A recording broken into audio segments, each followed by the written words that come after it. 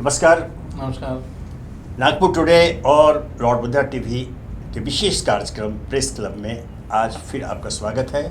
मैं एस.एन. विनोद अपने वरिष्ठ पत्रकार मित्र सहयोगी जोसेफ राव के साथ पुनः आपके सामने हाजिर हूँ आज की विशेष सुर्खियों पर चर्चा के लिए।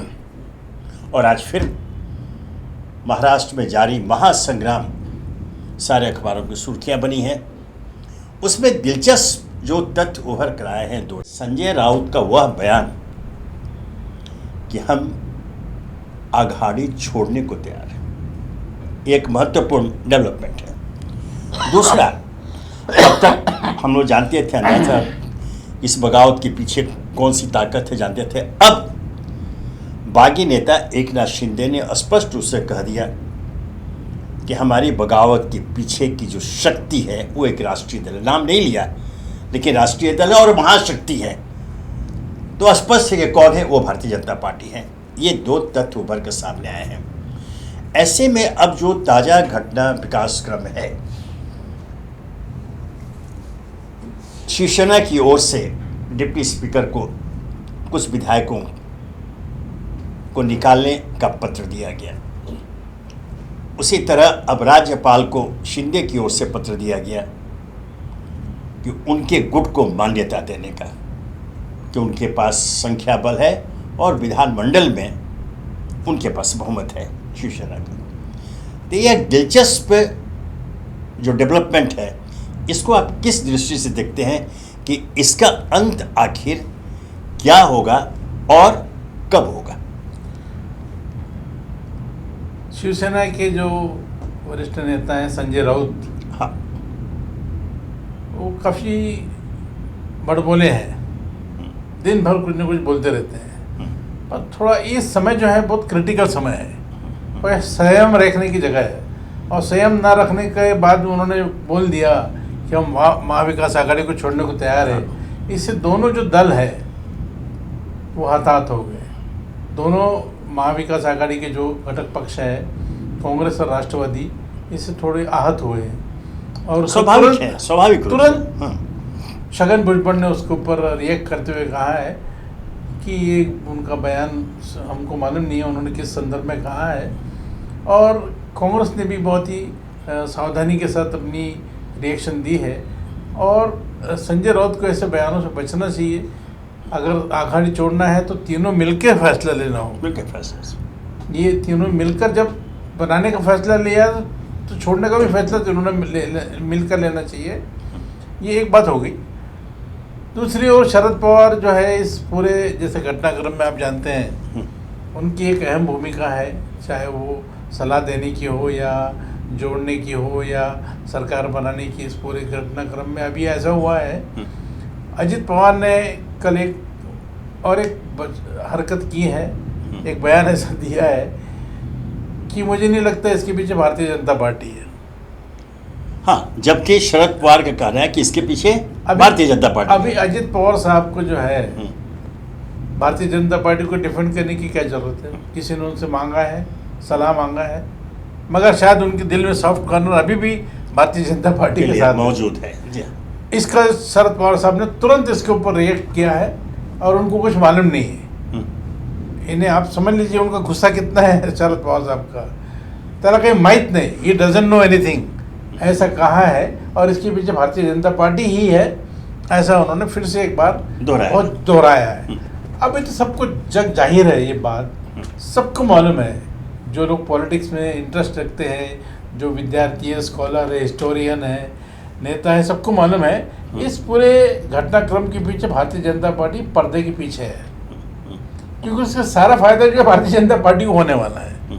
ये जब 36-37 लोग, और अभी आज बोल रहे हैं कुछ लोग, अभी सुबह में एकनाथ शिंदे जी जो बगावत के किया है, जिन्होंने नेता है, उनका बयान सुन रहा था मैं, हमारी संख्या 50 तक पहुंच गई है।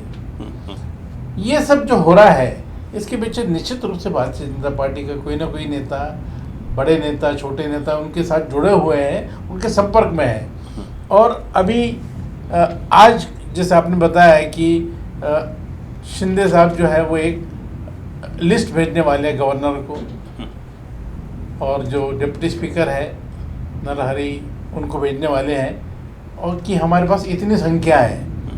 एक बार वो संख्या, ये पत्र मिल जाता है, एक्नॉलेज हो जाता है इसका, तब वो लोग शायद, जब निश्चित हो जाता है कि हमारे पास इतनी संख्या है, इतने लोग सपोर्ट में हमारे हैं, तब वो लोग शायद बम्बई की तरफ आएंगे। और तब ये जो है पहले स्पीकर के पास इनका शायद परेड होगी। स्पीकर संतुष्ट होंगे कि ये संख्या इनके पास है, इनके ग्रुप को या इनके गट को मान्यता दी जाए, वैसा होगा। और इसके पीछे गवर्नर साहब तो है ही उनके साथ में, गवर्नर साहब जो है वो भी संतुष्ट होंगे। ये वहाँ भी हो सकता परेड होगी। अगर परेड हुई और सब लोग बराबर संख्या उनके साथ में है, तब ये जो है एक स्वतंत्र गट करके, गुट करके या ग्रुप करके इनको मान्यता दी जाएगी। और तब भारतीय जनता पार्टी इस पूरे सीन में जो है ये सामने आएगी। ये अभी जो है वो पर्दे के पीछे है, बाद में वो सामने आएंगे, पर्दा हटेगा, भारतीय जनता पार्टी के नेता सामने आएंगे और वो बोलेंगे कि हमको इनका समर्थन है। जब ये समर्थन जाहिर घोषित करेंगे, तब ये बताएंगे कि हमारे साथ ये 50 लोग भी हैं हमारे साथ, और ये हमारी संख्या है। फिर से वो एक लिस्ट, फिर से वो गवर्नर को और स्पीकर को भेजेंगे, और शायद असेंबली का सेशन बुलाया जाएगा, फ्लोर टेस्ट होगा, तो दूध का दूध और पानी का पानी होगा।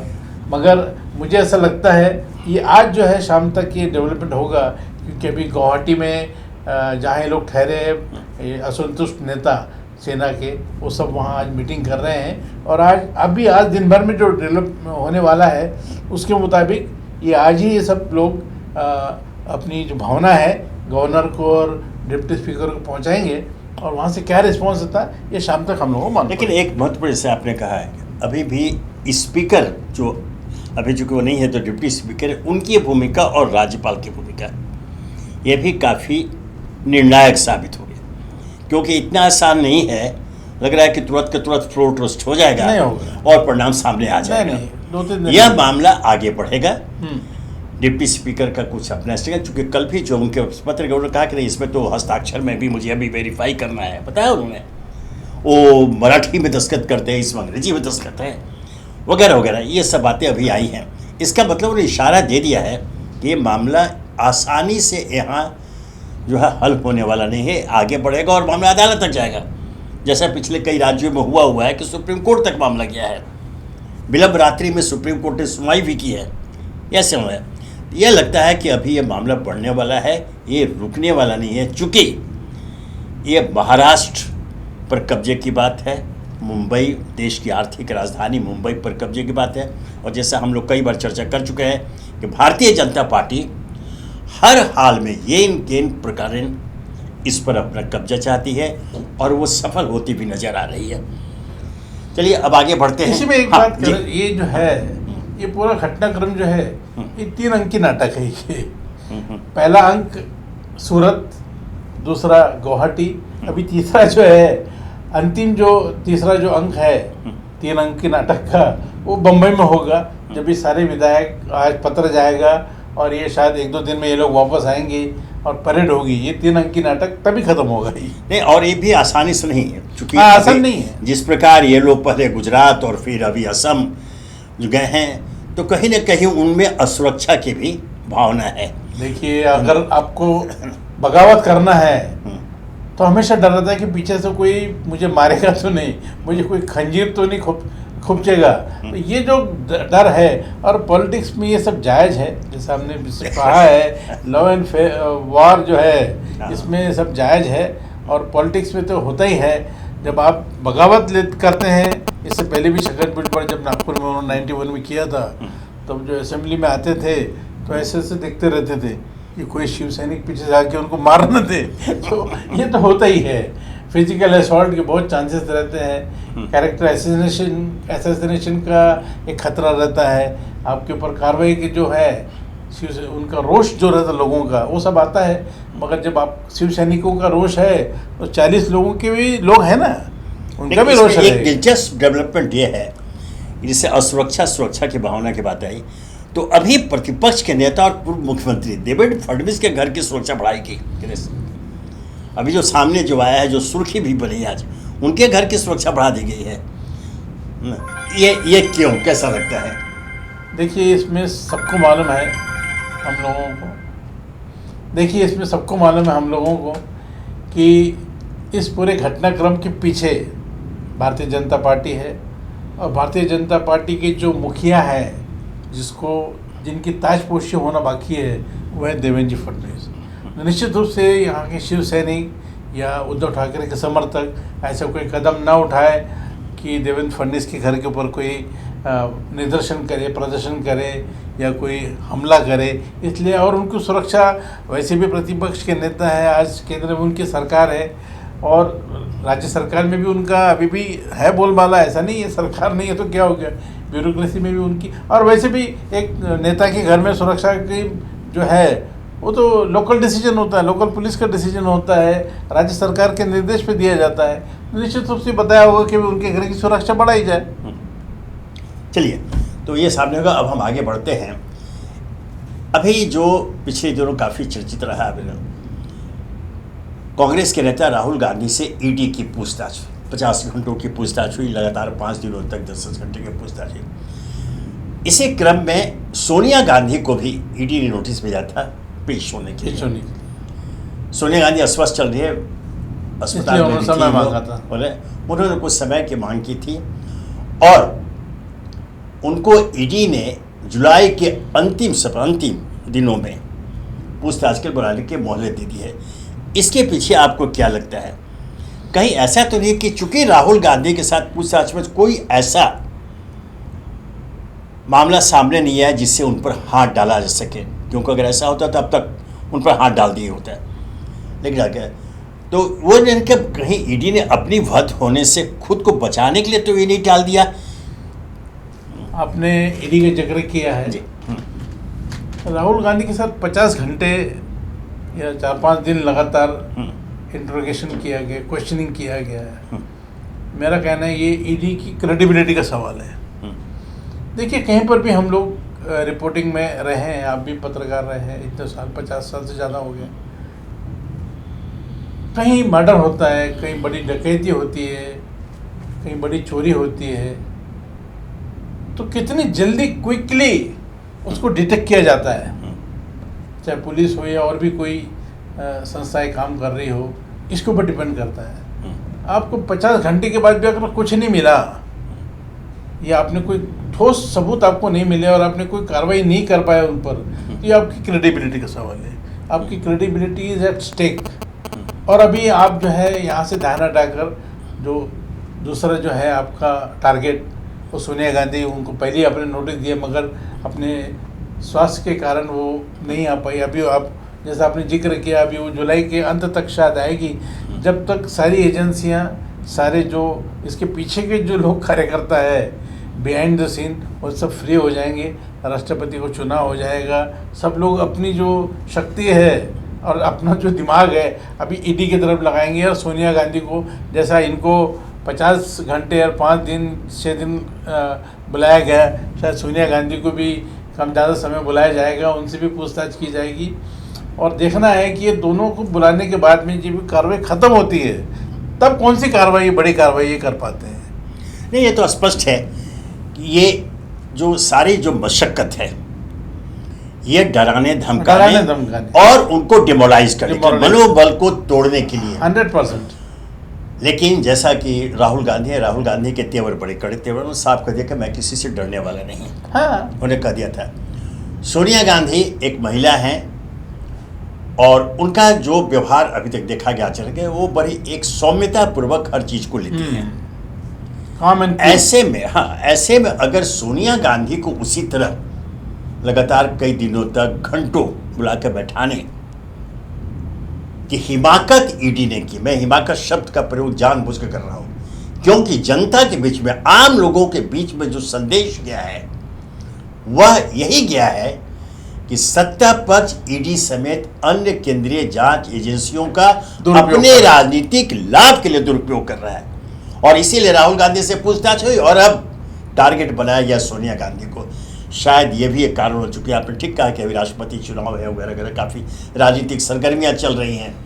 शायद इसको टालने के लिए भी उनके पीछे के जो लोग हैं, जो आपने इशारा किया, डिमोरलाइज करने के लिए किया जा रहा है, आगे बढ़ा दिया गया। लेकिन जो बहस का मुद्दा मौजूद रहेगा और चल रहा हुआ यह कि जो केंद्रीय जांच एजेंसियां हैं उन्हें स्वतंत्र रूप से काम करने की छूट दी जाए, उसमें कोई राजनीतिक हस्तक्षेप नहीं हो, तभी उन एजेंसियों की उपयोगिता सही मायने में बनी रहेगी। इसमें राव साहब आपका क्या सुझाव कि ऐसे कौन से कदम उठाए जाने चाहिए ताकि केंद्रीय जांच एजेंसियों में राजनीतिक हस्तक्षेप बंद हो सके? इसमें ये बड़ा कठिन काम है, अजीब काम है।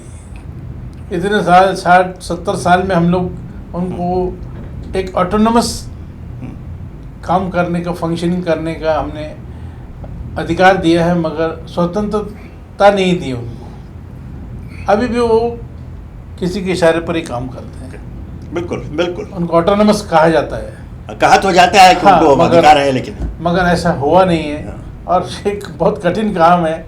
आने वाले दिनों में सभी राजनीतिक दल, सभी राजनेता, ब्यूरोक्रेसी, जुडिशरी मिलके अगर ऐसा कुछ एक निर्णय पे पहुंचते हैं कि ये लोग जो है, ये लोग अछूते रहेंगे, हमसे दूर रहेंगे और इनके ऊपर हमारा कोई अधिकार नहीं होगा, और जो ब्यूरोक्रेसी, जो लोग इसके अंदर इन्वॉल्व है, आईपीएस के अधिकारी हैं या इन्फोर्समेंट डायरेक्टरेट में और भी लोग, एजेंसियों के लोग काम करते हैं, वो लोग सब अगर इसका प्रतिकार करते हैं, इसका विरोध करते हैं कि हमको इंडिपेंडेंट रहने दिया जाए, हम किसी के दबाव में नहीं आएंगे, तो शायद हो सकता है। तो वैसे तो बड़ा मुश्किल काम दिखता है। लेकिन देखिए, जहाँ तक आपने कहा सभी राजदल मिलकर, ऐसा तो नहीं लगता आज तक के जो परिणाम सामने हैं अनेक मामलों में कि सभी राजदल इस पर एकमत हो पाएंगे। उनकी अपनी अपनी समस्याएं हैं, अपनी अपनी महत्वाकांक्षाएं। हाँ, एक जो आपने अदालत की कही, एक बचती है न्यायपालिका। अब एक न्यायपालिका ही और इस मामले में सर्वोच्च न्यायालय वो हस्तक्षेप करे, वो कोई ऐसे कदम उठाए, तभी जाकर के यह जो हम लोगों की आशंका है कि केंद्रीय जांच एजेंसियों में राजनीतिक हस्तक्षेप बंद हो, तो ऐसे कोई कदम, उससे उपाय न्यायपालिका ही इसका हल निकाल सकती है, राजदल तो कदापि नहीं। तो आज की चर्चा में इतना ही। प्रेस क्लब की ओर से आज मैं और जोसेफ राव विदा लेते हैं। कल हम फिर मिलेंगे नई सुर्खियों पर अपने विचारों के साथ चर्चा के लिए। धन्यवाद।